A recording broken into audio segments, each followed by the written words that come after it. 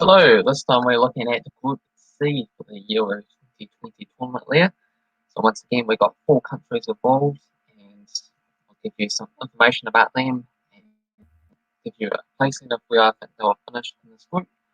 And the winner of this group, I will have them against the other 5 winners of the group to ultimately who I think will go on and win the competition outright.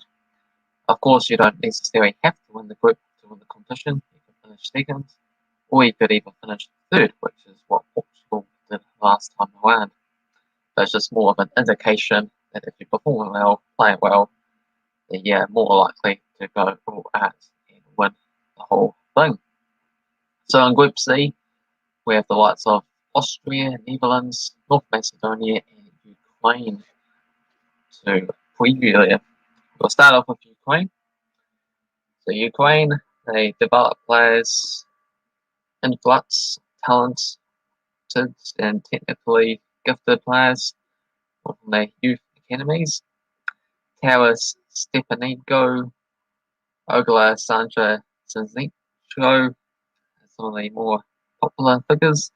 Ruben Malinovsky is a midfielder. Their manager is Andrei Shevchenko, first major tournament as head coach after 5 years.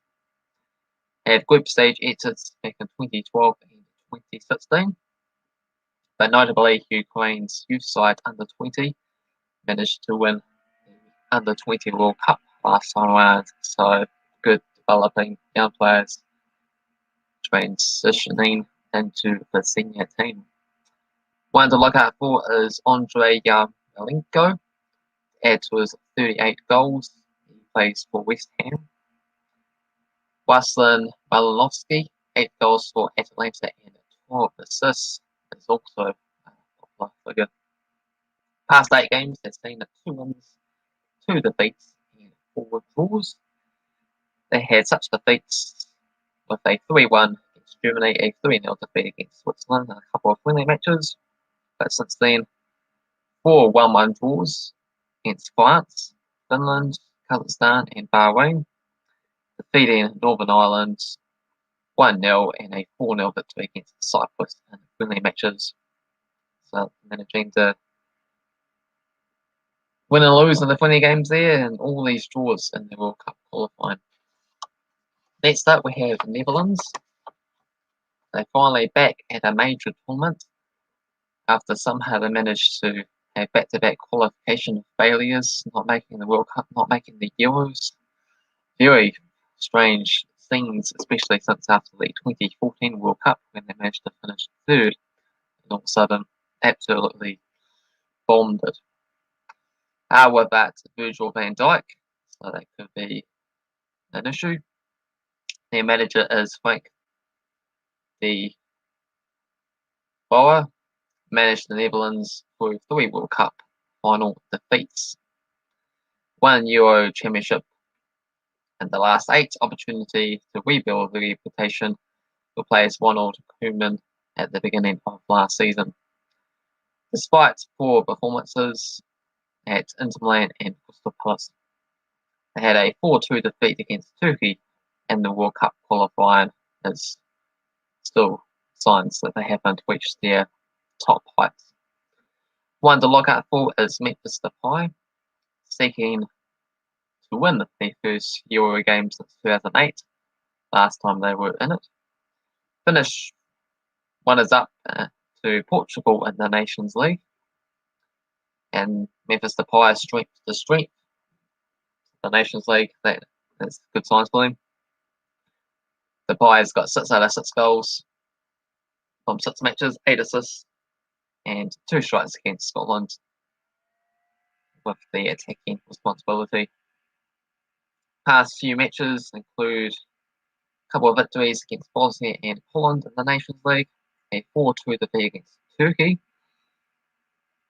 for a 2-0 win against Latvia, 7-0 against Gibraltar in World Cup qualifying, and a 2-2 draw against Scotland in the friendly, and a 3-0 victory against Georgia, also in a friendly match there. Next up, we have Austria. They're more of a defensive approach this time round, and recent years.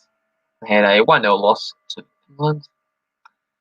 Runners-up to Poland in qualifying.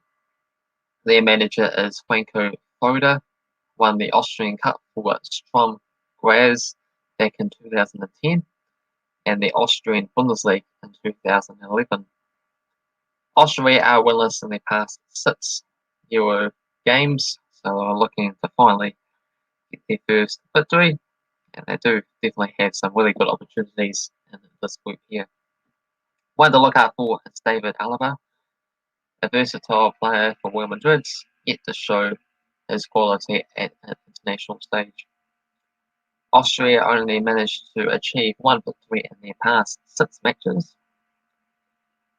results including a 1-1 draw against Norway in the friendly, a 2-2 draw against Scotland, World Cup qualifying, a 3-1 victory against Faroe Islands in qualifying, and a big 4-0 defeat against Denmark in qualifying. And then the friendly matches, that 1-0 slender defeat against England, and a 0-0 draw against Slovakia to get them into this tournament. And finally, we have North Macedonia making it to the European Championship for the very first time in their history. They've got 4 wins and 2 draws from their 10 quick stage qualifying matches, with achieving a playoff victory over Georgia to make it through. Igor Anilovsky is their manager, who is a 45-year-old in charge since 2015, replace Al Jabelenko Dilovic, previously in charge of Webold Linky. One to look out for is Izan Jaglan Alanowski, a Leeds midfielder. Yeah. So, a Premier League player, more advanced position than a left back. Aljif Almas has been their ammunition, managing to achieve 4 assists during the qualifying stages. Goran Pandiev remembered for his time in Serie A. Recent results for them in their past 6 matches includes a couple of defeats, a 1-0 loss to Armenia in the Nations League, a 3-2 defeat against Romania in World Cup qualifying, a 5-0 victory against Liechtenstein, a 2-1 victory against Germany, would you believe it, in World Cup qualifying in Germany. So that is the standout performance by far that gives them some hope heading into this competition. And that was a competitive fixture, so got to really take that one into consideration. But for a couple of friendly matches, 1-1 draw against Slovenia and a 4-0 victory against Kazakhstan. Alright, so where do I have these countries finishing in this group there? Well, for 4th place, I have to go with North Macedonia. They are the outsiders for the whole tournament. They 24th out of 24th, apparently. They are the longest shots to win the competition at 500 to 1. So good luck to them, but I'm going to go with them to finish in 4th. First time making it here. If they can do performances like they did against Germany, then they might have a chance to go through. Of course, just need to get a 3rd spot, and that could definitely give you an opportunity to make the knockout stages. And 3rd place, I'm going to go with Austria. They have 71 to 1 odds to win the competition there, but yeah, performances for them have been pretty lackluster, you can say there. Just not getting any real results. 4-0 defeat against Denmark isn't good. 2nd place is going to go with Ukraine. More of a solid outfit and a transformation from winning the Under-20 World Cup tournament means that they are in good strengths to be able to do quite well in the senior team there. And for 1st place, going to go with Netherlands. They are the hosts for the matches in group stage. So 3 games in Amsterdam against fellow opponents means that they're even bigger favourites to finish top of the charts. 12-1 to win the whole competition. But I'm going to go with Netherlands to win this group at least. You shall find out if I have them winning the whole competition as they go up against all the other winners from the other groups. So stay tuned to check those videos as well too.